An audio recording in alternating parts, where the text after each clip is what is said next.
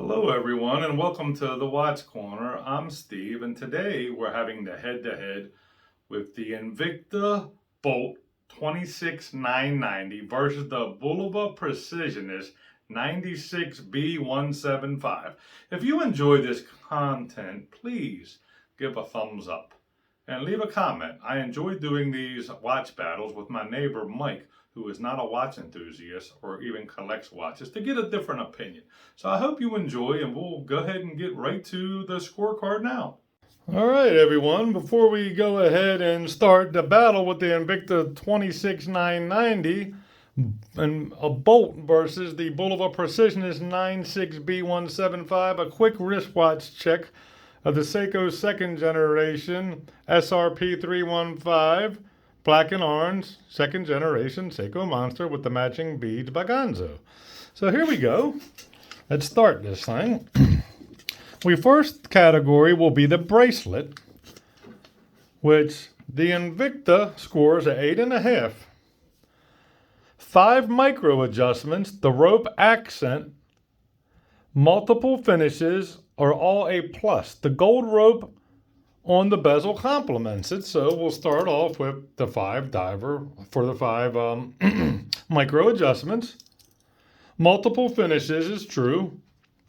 The gold rope on the bracelet he likes, where you have some shiny in the middle there, the polished links, and then you have the ones that aren't. Now the Bulova Precisionist scores a 6.5. Square, simplistic, consistent finish for the bracelet. But then he has a question mark for the diver extension. So we'll get to that a little bit farther down on the scoring here.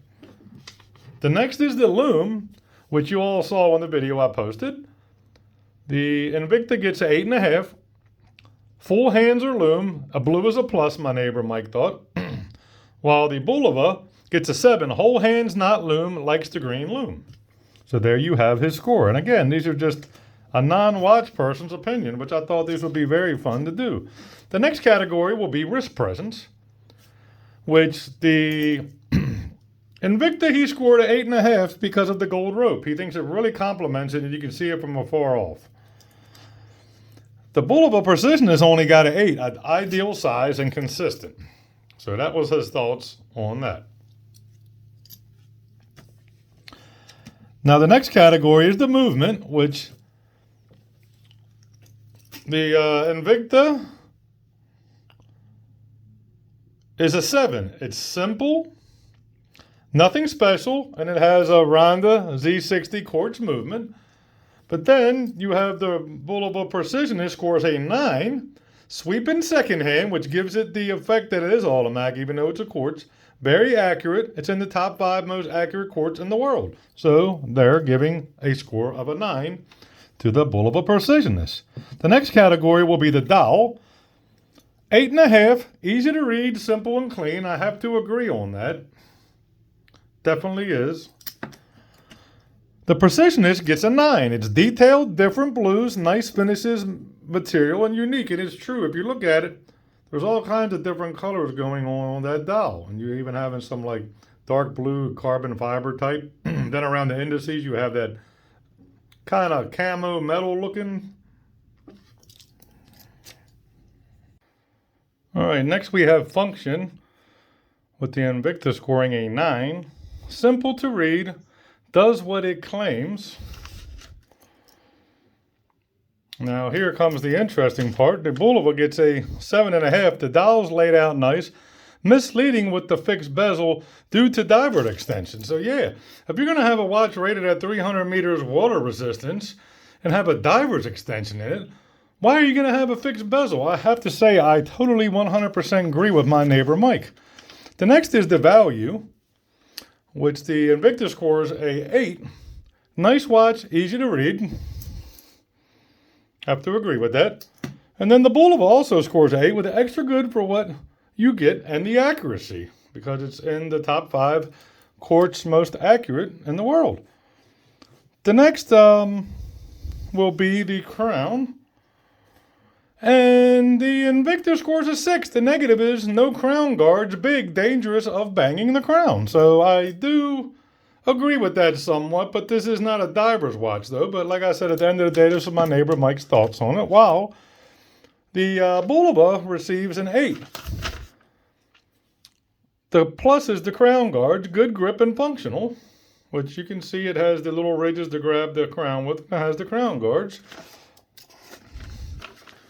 And then we have the bezel, which the Invicta scores a 7.5. The plus is the gold accent rope is complimentary, which definitely is true.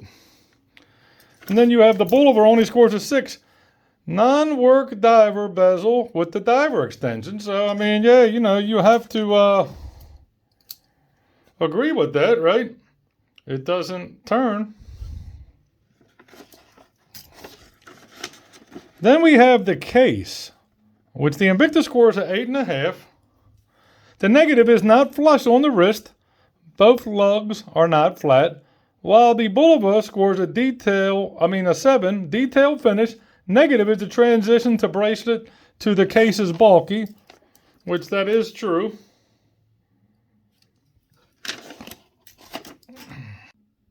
Okay, the last we have is the crystal. The Invicta gets an 8.5. The roundness, the dome magnifies it, which it is totally true. That domed crystal definitely gives it a magnification effect.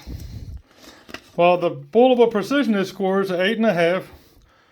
Curvedness flows more clear to read dial. And it's true, it has the curved crystal. It does make it easy to read. So then we get to the totals here.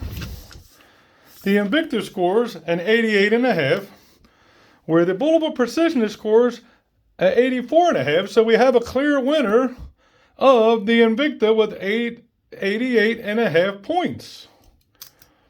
If you enjoy this content, please give me a thumbs up and leave any comments. And I just really enjoy doing these. And please remember, folks, time is short.